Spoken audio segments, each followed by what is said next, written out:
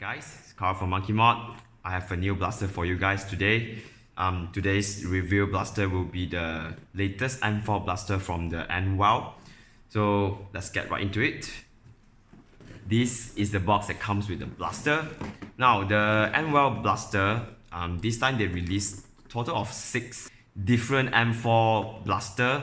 The difference is just really the buttstock and the handguards, but I'll show you a couple more in a bit, so let's move on with it. So this is a cardboard that comes with the blaster. Now depending on the model you get, you might have a different shape, you know, maybe a smaller box and stuff, but yeah, I mean, I'm just going to do one on unboxing for the, for the Nwell M4 blaster. So, no fancy packaging, just plain cardboard. See the blaster itself, a magazine, a bottle of pre-soaked gels. I think they are crabs, but whatever. The proprietary magazine. This is the magazine, it's a PMAX style, but if you have the previous generation Nwell M4, that can actually work with this blaster as well, because the magazine is the same, which is to say that it is proprietary magazine as well. You can't use the other brands like the JM, the LDT, Titan, you can't use them. And you get battery, a standard 7.4 LiPo battery, a charger, a USB charger, and a pack of gel, and of course eye protection glass. So let me just get everything out and I'll go through with you guys one by one. Alright, so that's all that's needed. This one, never mind. So this one you see right here is the M405, I believe. That's the model number. So what you get is a pretty standard M4. This is the Mark 16 handguards. It's made in nylon, obviously. Now for this particular unit, I already have the grip swapped. This is X-Power MOE grip. Out of the box, you actually get this standard A2 M4 grip, which is pretty crappy, I have to say, because the molding is pretty bad, so it eats into my hand when I tested it, so I couldn't stand it. So I just swapped it out and just thought, to find out whether it actually can take other standard 480 grips, and it does. So if you are getting an Nwell M4 and you wish to swap out the grip, no problem, you can do that out of box without any modifications. It fits just nice, and the adjusting screw also sits, after adjusting, it fits flush with the grip there, so no problem. So alright, this regarding the A2 grip. Let's just move on to the blaster itself. So this is the Nwell M4 blaster. Now, one thing that I think I quite like personally is actually the upper. It has a MUR upper. Instead of the round standard M4 upper, this has a flat, or what they call a tapered, I guess. So it looks a bit more unique compared to the, say the standard M4. Right, so I'm going to go through with you guys, starting from the front of the blaster. You have a nylon muzzle here, which is pretty, honestly, useless. You might have to swap it out the moment you get it. The reason why is because, let's see if you can see it. Yes, the diameter of the inner diameter of the muzzle fit flush with the inner barrel here. So pretty much you can't attach any sort of a hop up into the inner barrel here unless you widen the internal, the inner diameter there. So yeah, that's a bummer, but if you're going to swap it out, no problem there. The outer barrel does take standard 14mm CCW muzzles. Moving on, you get a pretty decent nylon made Mark 16 style 9.5 inch handguard. I'm not sure if it's 9, let's see, let's just measure it. Right, it is sort of 9 inch-ish. I know it's quite funny, it says 9.4 inch here, but I'm going to guess it's just a 9 inch Mark 16 or 9.5 inch again, I don't know. Right, so it's pretty decent. The quality is alright. It has an M-lock slots over. Right, and it is secured by these two Allen key screw here with the tabs here. Right, I mean, I don't really have a big problem with the nylon handguard here. I appreciate that they actually use a pretty unique or nice handguard design here. Moving on, we have, this is the iron sight, flip up iron sight that comes with the blaster. I personally think they are pretty ugly, but I guess they work. I don't really care. Right, moving on to the main receiver, you do have a full nylon lower and upper receiver. As mentioned, it is a MUR upper. Right, this, I mean, out of box, it doesn't come with any dummy bolt. I just added one in just for the look. But yeah, it's a pretty tight fit if you decided to add one in. But yes, you can add it. Right, so pretty much everything here you see is nylon. The fittings here are all nylons. There's no metal parts here actually, and that includes the buffer tube. Even the buffer tube is made of nylon. Not to say that it has a big problem, but I suppose it works. Now this, the blaster does come with a butterfly style sting mount, but bear in mind they are not. This is not metal, but it is nylon. But unless you added a lot of crazy attachment onto the blaster, metal handguard, metal optics, this and that, I think this should be sturdy enough for your sling, slinging the blaster. Right, so no problem there. Now the fire selector, this and that is all nylon. Everything that you see here, is pretty much nylon. What is not nylon is the receiver pin. And that's pretty much it. Right, because for the price that you have to pay for this, I think it's fair.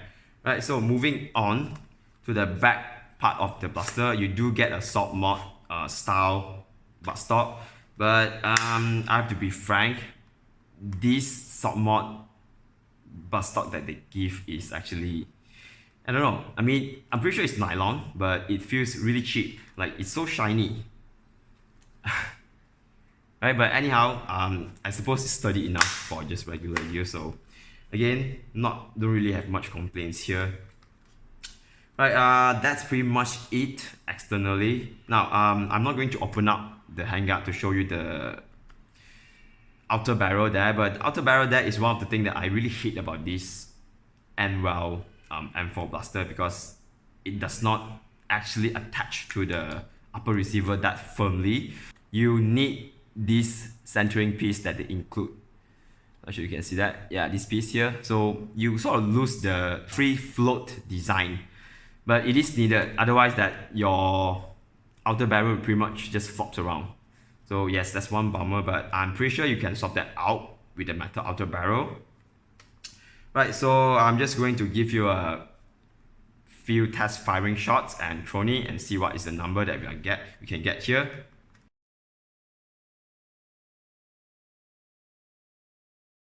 So that battery is in right now. Let's just give it a few blank fire and see how it sounds like.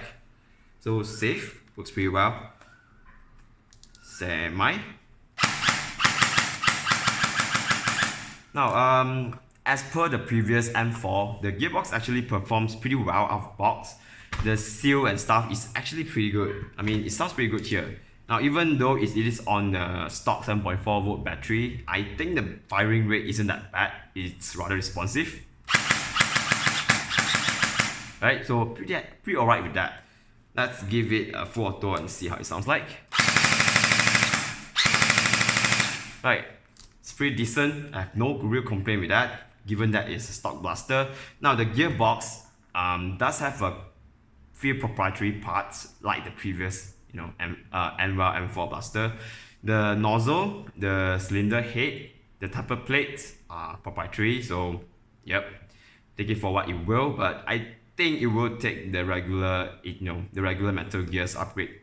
I'm just going to put some gels in and give you some test firing. So for this test, I'll be using the Milky Gel as well. Alright, so as mentioned, this is the magazine that comes with the blaster. Now, it's P-Max style, but I really don't like it because it's 2020 and they're still using cheap ABS plastic butterfly split magazine. I think they really should set up the games, you know, because it feels really cheap. Easily one of the things that I really hate about the Nwell blaster. Right, and it is proprietary. So anyway, magazine clicks in, no problem. Stays in place quite well, no problem right there. So with the magazine in, oh yeah, I mentioned that the blaster does have a mag prime feature. I'm going to show it to you guys because it's pretty funky. So unlike the traditional way of, you know, priming a blaster, which is the charging handle, Nwell decided that it would be better for them to include it, to implement the mag prime feature on the fire selector itself, which honestly I think is a bit stupid. Right, so safe, to activate the mag prime, you sort of have to push the fire selector carefully until you hear a second click, and then at this angle, you pull the trigger. Yep, that is how you activate the mag prime, which, to be frank, I think is really stupid because no one is going to do that. In game, I'm probably just going to swap the mag, swap in a fresh one, and I'm just going to put in full auto and just blast it until the gel is, loaded in there. Now, I'm not going to, because the way how you activate is really stupid, because the only way you can activate is when the fire selector is reset at the safe positions. So let's say now it's preloaded. I'm going to put it to semi.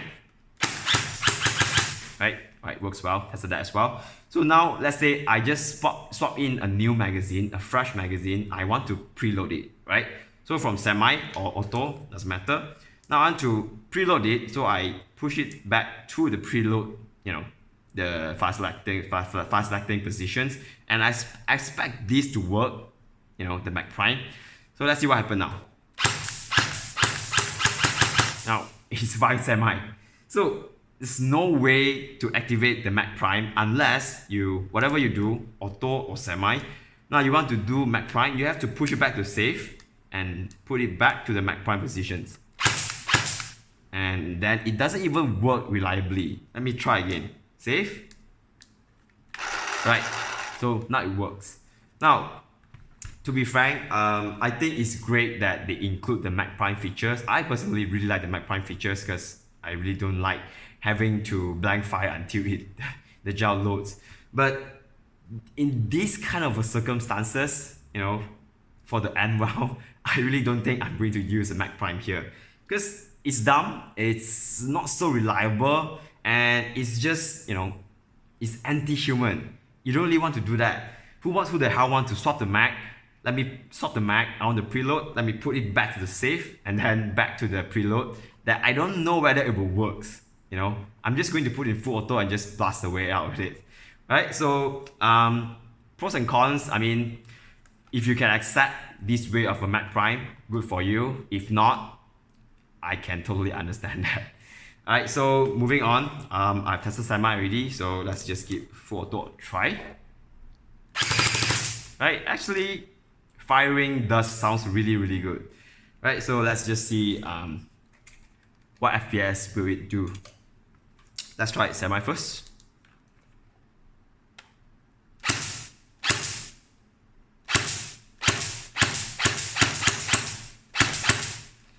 Right, so it does a pretty consistent FPS at around 250 to 260. There is a 799 there. I think that's just a crony error, so ignore that. Right, so the FPS is pretty alright out of box. Right, I'm going to give it a full auto and see.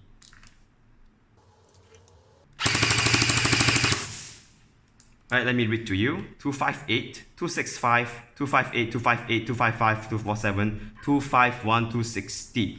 So yes, it is pretty consistent at a high 250 to 260 FPS. Now this number is pretty good, pretty ideal, and for out of box blaster, that's pretty good, I have to say. Right, the rate of fire is 12.9 with a 7.4 battery in. This is stock battery, so it probably will do at least 18 rounds per second if you start by 11.1 battery in. Right, so yeah, I mean, that's it for the test firing and FPS test. I want to make this short. So I'm going to discuss with you a few things that I don't like about the Nwell blaster, and the thing that I think it is the deal breaker for me. It might not be for you, but it definitely is for me. So let me just go through with it. Alright, first, the muzzle, as mentioned, you can't really attach any sort of hop up onto it because there simply is no space for you to slot any hop up onto it. Second thing, the inner barrel that comes with the blaster, or rather the gearbox uses, is 9mm. Right, so the inner barrel outer diameter is 9mm. The standard spec for the aluminum inner barrel that most blaster uses is 9.5mm. Now what that means is that most of the hop up available in the market are made for the 9.5mm inner barrel. So you are going to have a lot of trouble trying to attach or even upgrade the inner barrel for the Nwell.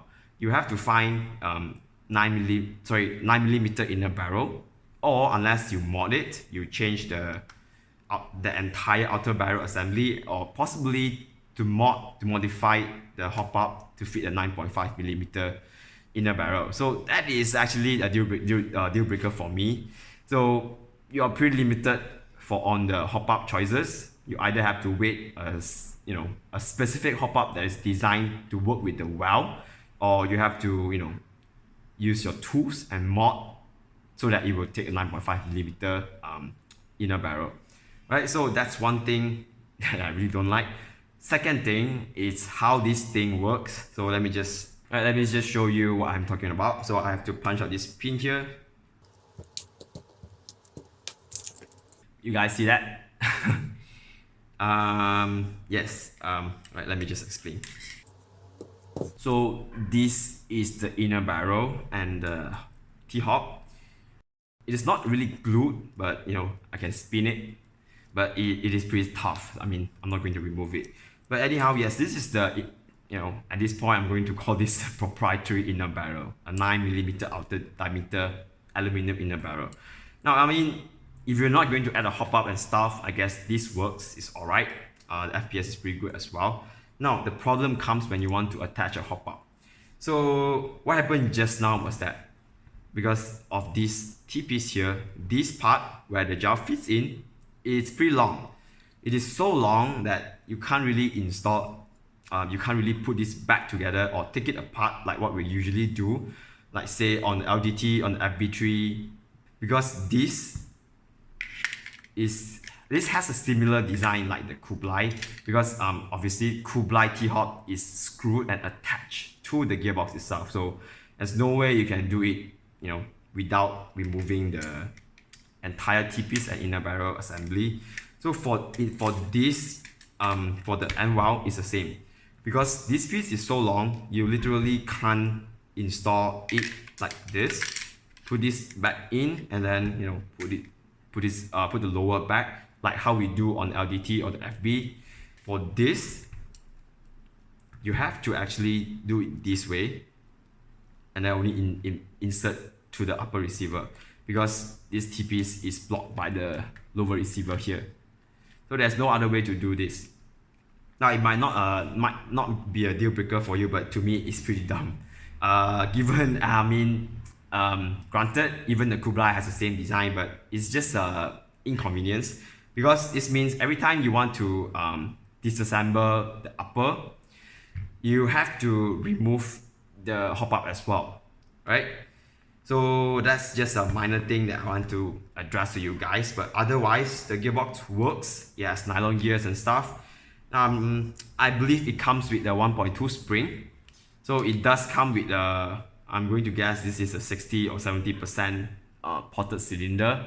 Not sure why, but they did the same to the previous generation and M4 as well. So I guess just trying to get everything standardized. So the gearbox itself is an improvement. Instead of the transparent polycarbonate, it is now a pretty sturdy nylon shell. Right, we'll explore that further on when we disassemble the blaster. Right, so that's it for the review, I suppose. Let me just show you Now let me just quickly put it back together.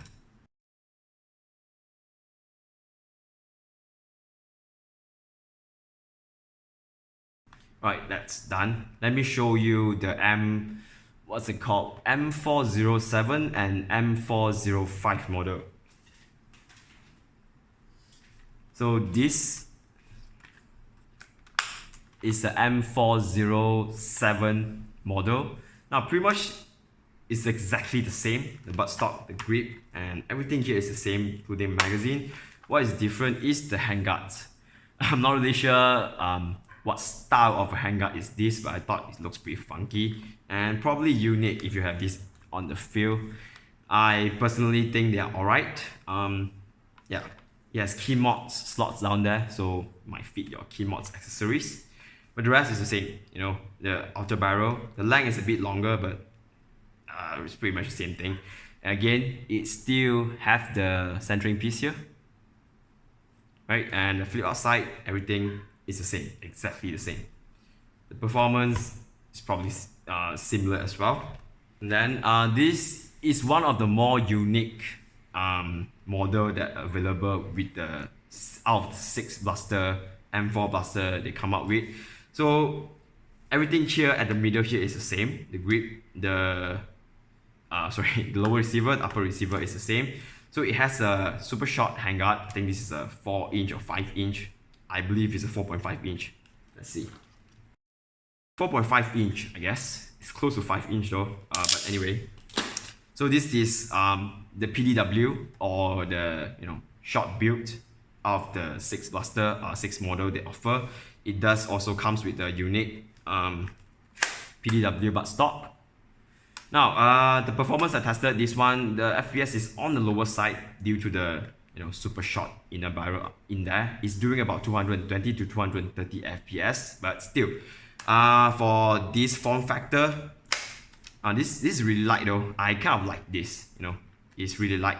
And yeah, 230 FPS I don't mind at all, because I'm going to use it only in CQB environment, so the couple of lost FPS is not a big deal there. But other than that, it's exactly the same, including the inner barrel is also 9mm, and then the nylon muzzle. And this surprisingly does not have the centering piece.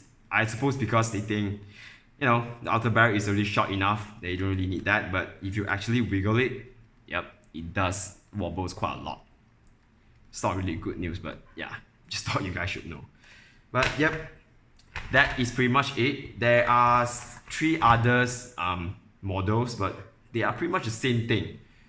Just the handguards is the different thing. So yeah, that's pretty much it. Now one more thing I'd like to address, actually I forgot to mention that earlier, is about the lower receiver. The trigger guard is actually molded in with the lower receiver. So if you want to swap out the trigger guard, it's no way, alright? So if you want to customize your blaster, especially the trigger guard, and this is pretty much out of the pictures. You are better off looking at other alternatives, not the Nwells. It's a big bummer for me. I don't know why they do this.